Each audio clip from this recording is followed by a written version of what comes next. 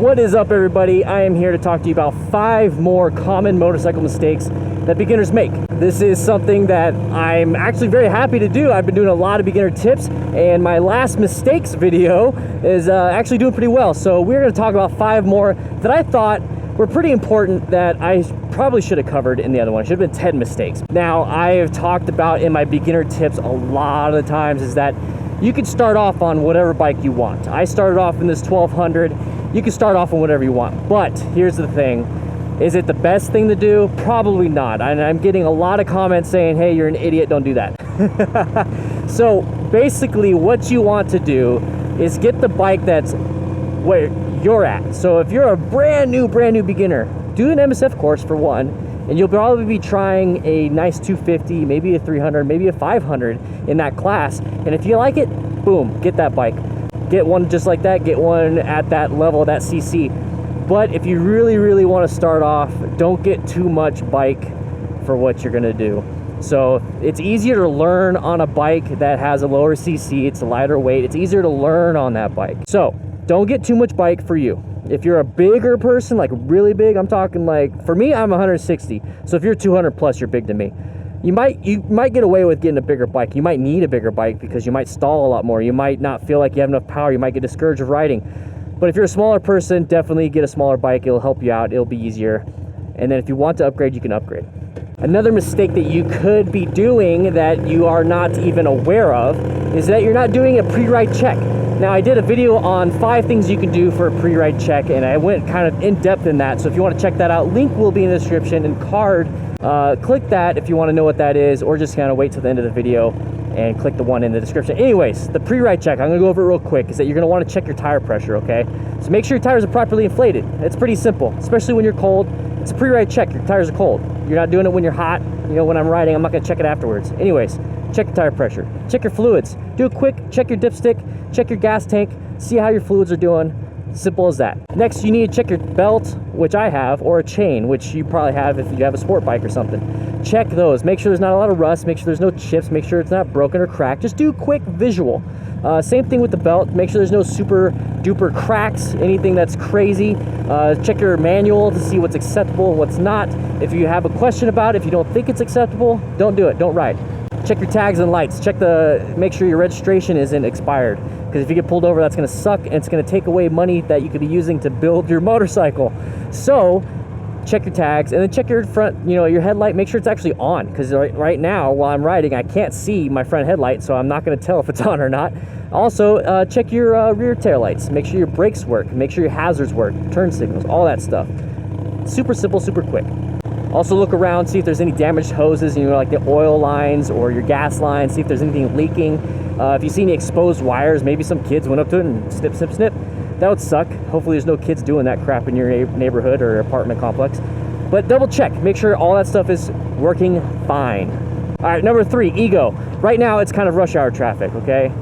Ego as in, don't just jump into traffic when you first start riding. If you barely just started riding, stick to the back road, stick to a parking lot. Just play around, practice. Go when there's no traffic. Go when there's like very light traffic. Right now, there's a lot of traffic. I've been doing this for a while, so I feel comfortable in this. I'm able to keep my head on a swivel. I'm able to do all that stuff. But your ego will say, I'm gonna go do it. Who cares? I know what I'm doing. If you feel like you're so confident in going into that area, and this is what I like to use a lot, is this analogy is that, don't do it. First off, my analogy is, you're going camping or something and you need to get firewood. If you think you have enough firewood, you don't. Go out and get 2 to 3 times more than what you just got. So if you feel like you're comfortable enough to go into traffic like this, practice 2 to 3 times more than what you've already done, and then you'll be more prepared. Don't go into it too headstrong. It's okay to take more time to practice in a parking lot or into a residential neighborhood. Do all those beginner tips that I've been recommending for months and months and months. Keep practicing that. There's no reason to jump into this. Look at this. This is hectic. Keep your head on a swivel too. It's pretty hard. And that's what I'm going to talk about right now. A lot of beginners make mistakes about not keeping a mental clear picture of what's going on around them. As you can tell, I don't have mirrors, but I have one right here because it's by law in Arizona you have to have one. I'm keeping an eye on that white car behind me and seeing how close they are, especially at the stoplight. I'm making sure that they're not creeping up on me. Whenever I get up to a stoplight or anywhere, I stick to my left side or my right side, depending. That way the car behind me doesn't smash into me. I am focusing on this car wanting to turn left. There you are. So they don't hit me. I'm focusing on all this stuff, and you're not going to get that mental awareness until you practice, until you've been riding, until you got miles under your belt. But in order to get to an area where you're very confident in a lot of traffic, is you need to ride around without a lot of traffic. You need to build yourself up to it. The ego, number 3, ego. Number 4, mental picture. You got to keep an eye on this. Got to keep an eye on this. It's very important. And this is just when it's just you. When I talked about bringing a passenger, you got to be even doubly careful because you're stopping distance. Okay, I'm getting on a tangent. The main thing is you need to keep your eyes open. You need to have a situational awareness of where you're at in traffic. You need to have a situational awareness of the other cars in traffic. Is that car coming up right here gonna want to come into my lane? Well, I got to get out of the way. They don't care. That's the thing, is a lot of people do not care. They do not see you.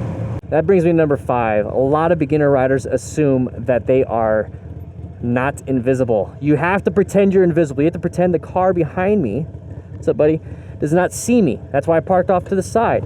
They're not paying attention. They are trained to recognize cars on the road, not bicyclists, not motorcyclists, not skateboarders, not pedestrians. They are trained to see other cars. They're the biggest things here on the road. And they're the flashiest things. They have these big brake lights, they have these big headlights, they have all these fancy things, and they see them. You are invisible as a motorcycle rider on the road. The car behind me, I was doubly making sure I was staying off to the side. I've seen some videos. I'm not going to post it because I don't want to get demonetized or, you know, them not taking my video down. But there's a lot of videos of motorcyclists being in traffic and then just boom, getting hit by the car behind them because they weren't paying attention. Or they were paying attention and they barely hit them because they were so focused on the car in front of them. You have to realize that you are invisible. So if you're taking that left turn in the intersection, realize that the car's coming ahead of you. They're gonna either try to gun that light, you know, that yellow light, not seeing you. They're just not gonna see you. They're not assholes. A lot of them aren't assholes anyways. They're not gonna see you. Wave to everybody. Wave to other motorcyclists. This car, paying attention to that. As it goes back to number 4, situational awareness. Always be aware that no one can see you. That's part of the situational awareness. So if you have to get out of the way, you are the fastest thing on the road. I'm going to tell you that right now. If you have a decent size CC, not like a Grom, you know, and you're going at speed. Like right now I'm going 45. You're definitely not going to be able to do that on a Grom and then get up and go like I'm trying to talk about here. The thing is, you need to get up and go, and you are the fastest thing on the road. So if somebody is coming into your lane, just gun it. Just get out of the way. Get out of the way. Don't honk the horn. Don't hit their mirror like an asshole and, you know, punch it. Just get out of the way. Swerve, counter steer, do everything you have to do. Get out of the way. Pretend you're invisible. I hope you guys learned a little bit from me, or at least it was like a refresher. If you did like this, click that subscribe button. Right next to it's the notification bell button. That totally helps me out when you do both those things, because then you are notified every single time I post a video. And when you guys are notified, you guys watch my videos. It definitely helps out. Keep an eye on this guy behind me. He's giving me space. I'm off to the side. Anyways, guys, comment below if you have any other tips. I truly like listening to you guys. I learn more. Even as an intermediate rider, I learn and practice these things all the time. But with that said, you wear your gear. That's one thing that you truly need to do. And you need to ride safe. That's another thing you truly need to do. And I'll see you guys later.